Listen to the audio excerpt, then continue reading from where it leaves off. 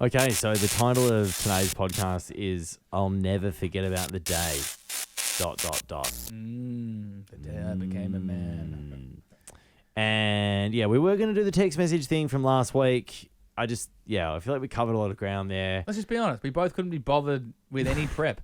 That question requires prep. You have to think. I think it took a lot. Will, come on, be honest. I can think of. Well, I'm not going to go back there, but I can already think of three. Well, okay, one of us couldn't be bothered thinking, and that's me. So we're doing a new card. I'll never forget about the day.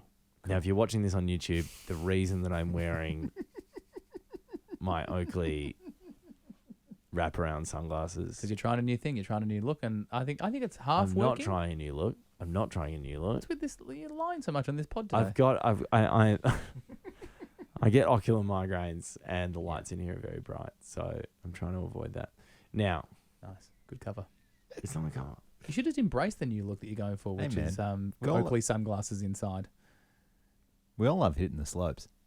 It's not. Yeah, it's a ski aesthetic. I agree, Tommy. It's okay, nice. Let's get into the question. I'll never forget about the day that I tried wearing Oakleys inside as a look, and it didn't work. Now, it's a very obvious one for me, which I don't want to go down this path because I feel like it's very obvious for everyone. You don't? Well, no, I think it's the first thing that comes to mind is a very obvious one, which is the birth of my daughter. Oh, yeah, sure. Yeah, I don't really want to go down that path because I think everyone's got a war story there and it's a hectic time. And I think there's a great podcast called Australian Birth Stories, which I'd highly recommend that you listen to if you want to get that. That's awesome. Mm-hmm. So that for me is probably a no in terms of where I want to go with this. Don't go there? I don't think so. Yeah. Can I say quickly on that, though? Mim and I need to talk about it more. I think there's this really fascinating thing that's going on. I'm not sure if Sam's got this as well, or any female, actually, who's listening to this. And I don't know whether this is like an evolutionary thing that has helped us move forward, but it's like when I talk to Mim, if ever it comes up, she has forgotten a lot. Yeah. And forgotten a lot of the really hectic things. I think that is a thing. And again, I'm just hypothesizing here, but because it was funny, we were talking about, we were having a brief conversation around like baby number 2 stuff, and ever so brief, just barely touched it, a glancing, a mere glancing. You were in the garden, she was in the kitchen. A mere glancing. We'll think about it, and that was the end. That was grazing. That was it. Yeah. But when we actually talked about like how we'd go about the actual birth for number 2, well, when we had probably. When you said how do we go about it, we can have different plans. You know what I mean? Like what medication do you have? Where do you do it? Et cetera, et cetera. Yeah. And within that conversation, I had that very stark realization that I was like, you really have like blocked out a lot of things that happened in that. And that also might be yes, I think there's definitely a hormone or there's a process there which women release when they give birth, which stops them from remembering the most painful parts of birth. Oh, that is a thing. That's definitely a thing. 100%. Fascinating. I didn't know that. But there might also be like some self-protecting thing going on there where she's like, I don't want to think about that because there's a lot to unpack there. I can say exactly the same thing for Sam. Yeah. I reckon, if I'm being really honest, one of the reasons that we might be delaying having another baby is because I reckon there's still a lot of stuff that she hasn't unpacked yet. Yeah, and she said quite explicitly to me, I know that I haven't unpacked that and I'm not ready to unpack that just yet. Totally fine. Yeah. Absolutely in fact, with the midwifery clinic we used, they had like a service which was really cool where Jan, the head midwife, came to our house afterwards and was like, you have like an open wound right now and you're not addressing it. And I'm really sorry, but I'm going to take you back there now and we're going to talk about it. And I left the room and there was a whole lot of tears and Which is good. It's really important. I had to have it. Yeah. Well, important. We also had a code blue. So it was, which Max wasn't breathing. So it was very, very intense for a long time. So yes, let's not talk about that day. I'm glad you brought that up because I think that is a really good thing to talk about. And I think for a lot of people, a birth, the birth, it's funny for a lot of people, I'll never forget about the day, the birth of my child, so brilliant. But also birth of a child is, can be really hectic for a lot of people. So that's a good one to cover off.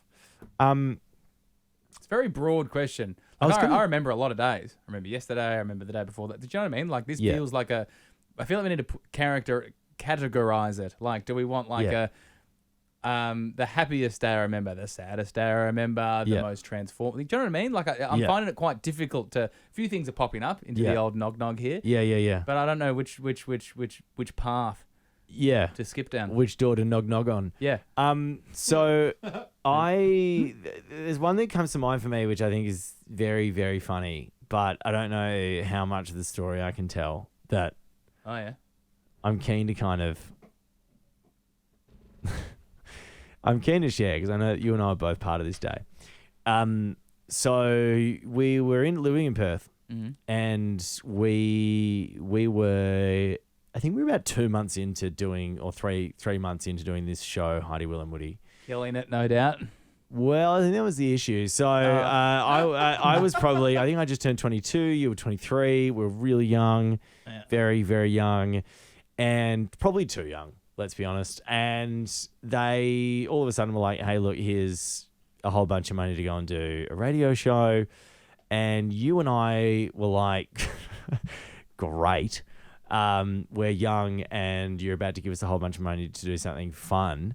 And it didn't feel like we had other priorities at that age. Largely, a whole bunch of our friends had moved over to Perth. It was the mining boom, and that was getting really fucked up on the weekends. And speak for yourself.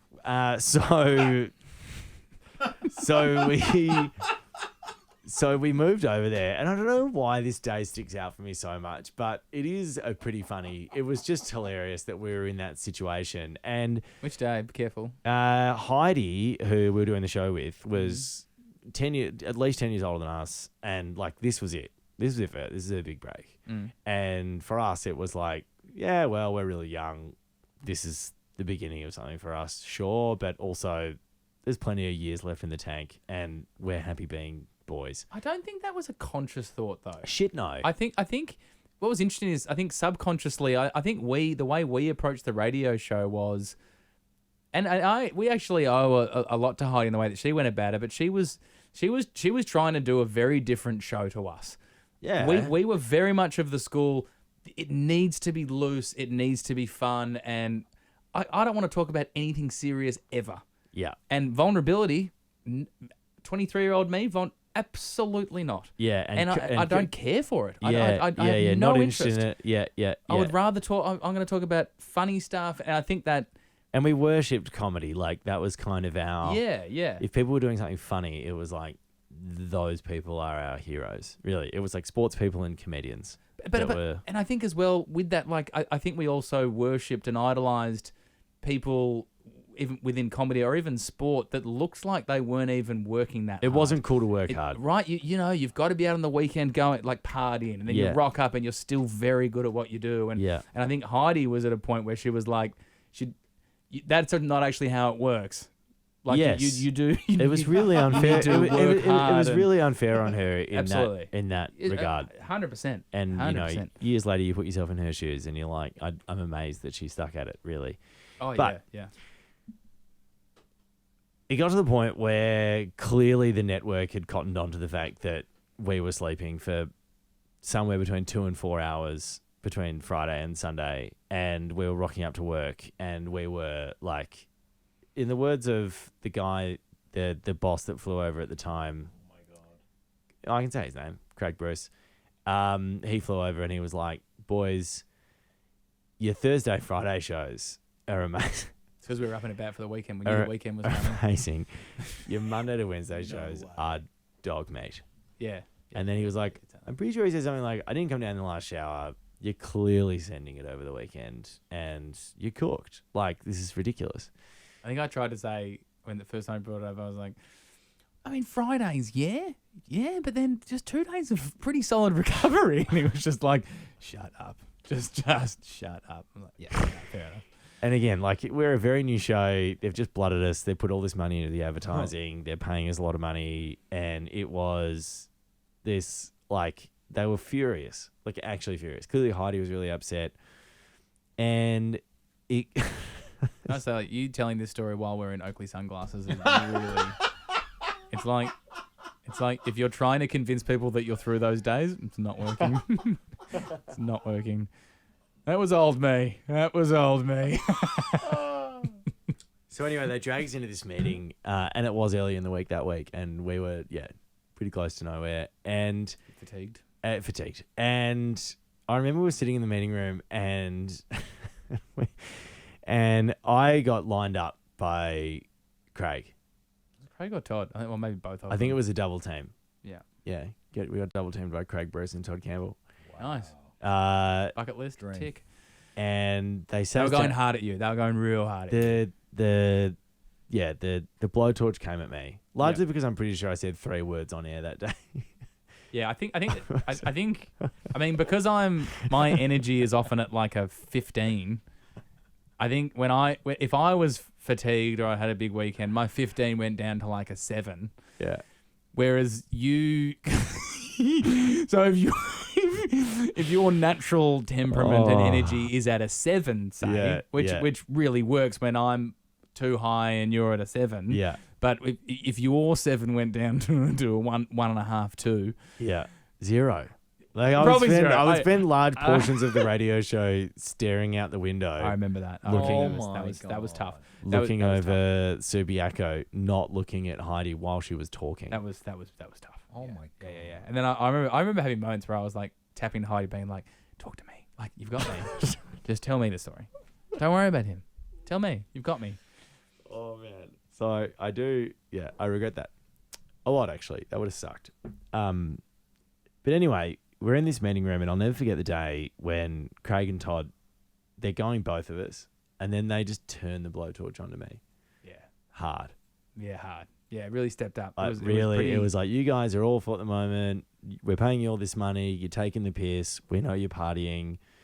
Woody and I lying, and then they just stopped the group attack, and they both just went for me, and they were both just like, and it got. What was the turning It point got there? pretty, Why, I don't know. Why I did they think go probably because I harder? just opened my mouth and probably came back a bit vindictively and Yeah. might have called them hacks and talentless, etc. And No, you didn't do that. You did not do that. no, I wouldn't have You gone didn't that do far. that. You But didn't I do that. just wouldn't. I'm not as good at taking me, 22-year-old me, like just not a great person. And they came hard for me, and Yeah. they started getting very personal. Yeah. Yeah, like it got really personal, and I mean, I was upset, but I was also like, again, in that classic 22-year-old fuck the world sort of a process, I was sort of sitting back indignantly, like, do your worst, like, I don't care, yada yada yada. At which point, and this is why I want to say this because I'll never forget the day. Woody, like Kevin Costner in The Bodyguard, metaphorically flies in front of me and flies in front of me by bursting into tears in this meeting room. Full ugly tears. Full ugly tears. Like leave They weren't even coming at me. but instead of saying leave Britney alone, he said leave Will alone. I actually did. with That was the line. It's like, can you just leave Will alone? I didn't think you need to leave Will alone. And like fully bawling my eyes out. It wasn't even like a cute like single tear. It was like fully bawling my eyes out. And it was funny. And in my efforts to diffuse the situation and like try and protect Will, unfortunately, what I was doing was very much showing that we were nowhere. Like if I think it was a Monday. one of you blokes has just started crying about getting a bit of feedback. It was hard feedback though. Then they were like, "Oh man, this is bigger than we thought. This is a bigger problem than we I thought." think that was like Woody started going leave Will alone, which was beautiful, by the way. Thank you. I appreciate that. That's all right. Didn't help. They were No, like, I think you were actually saying like, "Mate, all right, it's all right. I'm okay. Woody, I'm all right. I'm all right. you've I'm proven right. their Making point, it worse. they've proven Making it their worse. Making it worse." yeah, because I think at that point Craig was like, all right, man, case in point. Yeah. You guys are cooked. Yeah. Stood up and walked out. Yeah. I'll never forget that day as well. And I'm just gonna piggyback on that story. 'Cause that and was this is just that was a day I'll never forget. That was definitely. yeah, the reason it was a day I'll never forget as well is because I think it was also like this moment where, you're very privileged to work in media and have a job in media. And Perth's a long way to go for a big dog like Craig Bruce. Like for him to pick up and go, I'm going to go and just talk to the breakfast show about this issue. Mm. I remember thinking like, maybe I should stop taking the piss. Mm. Which I think everyone kind of has in their professional careers at some stage. Maybe a bit later for people. I think for us at 22, there was a lot. I was too young to be on radio. Let's be honest. I was too young to be in the public sphere, which led to a lot of issues for me later down the track. But I remember at that time thinking, I've really got to be responsible about my job and who I am, and I don't know. It was frustrating. And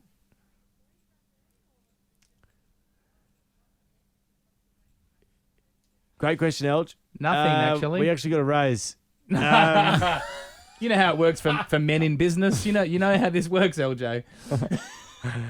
No, we didn't get fired. I think it was very much a coming to Jesus sort of a moment, which is what I'm talking about. It was like, shit. Okay, we really need to be responsible here. Now, I think we did turn it around somewhat after that point. I think our Thursday, Friday that week was dynamite. I think that was it. That was a turning point where we did start to. Had to be. And I think also just from the personal perspective from Heidi, we sat down with Heidi and we were like, we're really fucking up your life at the moment. Yeah. And it was, because she would say to us, she knew.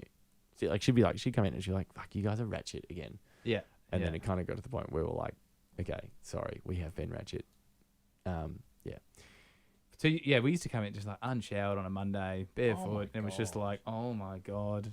I would fall asleep in the pre-show meetings because I pretty much hadn't slept. It was awful. Not all the time, can I say? Not all the time. It was it's some good areas. But to your point, LJ, very very lucky we weren't fired. Incredibly lucky, and very grateful for people that stood by us during that time. I've got to say, that's a good point as well. Like the Craig Todd factor there to go, and that's actually a lesson I've taken through looking after or trying to manage people in our teams going forward in general, is like, if you just give people a chance rather than, and I know that it seems like they came down as like a ton of bricks. They could have just gone, this is not it. But they were like, this sucks, fix it, here's a chance. Yeah. And I think I learned a lot from that. Yeah, absolutely. Oh, 100%. And also we're very lucky that we got to get a lot of that, let's say, wildness out of our systems. Yeah. Because I mean, gee whiz. We're not the first people in media to have a bit of a blowout on the weekend. 100%. I think 100%. To the Oakley Sunnies. I think it sort of comes with the territory, they know that if they're going to, get these people in here with these personalities and effervescence, they're going to get a bit of wildness on the side. And you probably want that, but to a point. Control it. You don't want to, And then, the room's littered with other people who have tipped themselves over the edge. And I don't need to name names. We all know who those people are who have enjoyed themselves outside of their media jobs. There was a certain footballer in Western Australia, I won't say his name, was known as, no, I'm not going to say anything else, but he used to say, they expect me to play like a demon during the games, but then act like an angel on the weekends. Yeah. Like, that's just not the way I'm wired.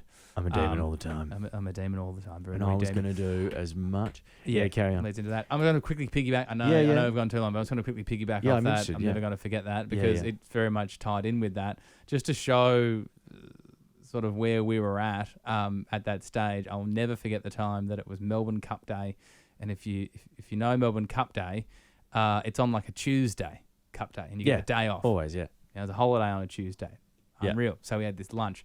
Had a bit of a lunch after didn't do the radio show, and then we had a lunch. No, I think we did the radio show because it's breakfast radio. So when you finish breakfast radio, guys, we did you finish at 9:00, and then you do a bit of planning or whatever, and then you leave. But again, public holidays. There was a real public holiday vibe.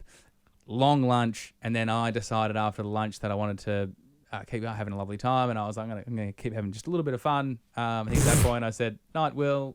See you, mate." I went home at that stage. Unbelievable. So I went out and went to a pub and then ended up at a nightclub, and I was like, I'm just having a great time. And I'm at the bar at one point, and it was probably 2 or 3 in the morning, and I had ordered a couple of drinks, and this guy walked up to me, random guy touched me and tapped me on the shoulder, and I was like, "G'day mate, how are you? Do you want one of these?" I was like, "Yeah mate, no worries." Like, have that. And he was like, "I just reckon this is awesome." And I was like, "What's that, mate?" He's like, "I just reckon it's so awesome that you're here. It's 2:30 in the morning and you've got to be up at 6 a.m. tomorrow morning for breakfast radio."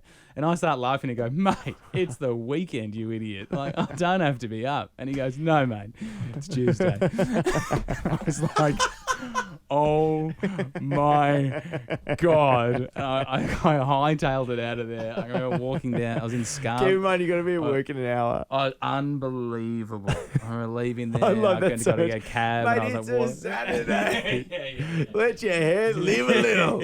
And I'm calling him an idiot. You idiot. Tuesday. It's the weekend. It's a Tuesday night. Yeah. And then I walked into work the next day and Woody was just on his back. I was nowhere. Just in the airlock, which is like the little bit of space where the producers hang out in outside the studio, just on his back. Yeah. And I was like, and there was just the whole airlock just stunk like a brewery. It was shocking. It was like... you're getting the wrap up. We gotta go. A wrap of that story, or we actually have to go somewhere. All right. Bye, everyone. Bye-bye.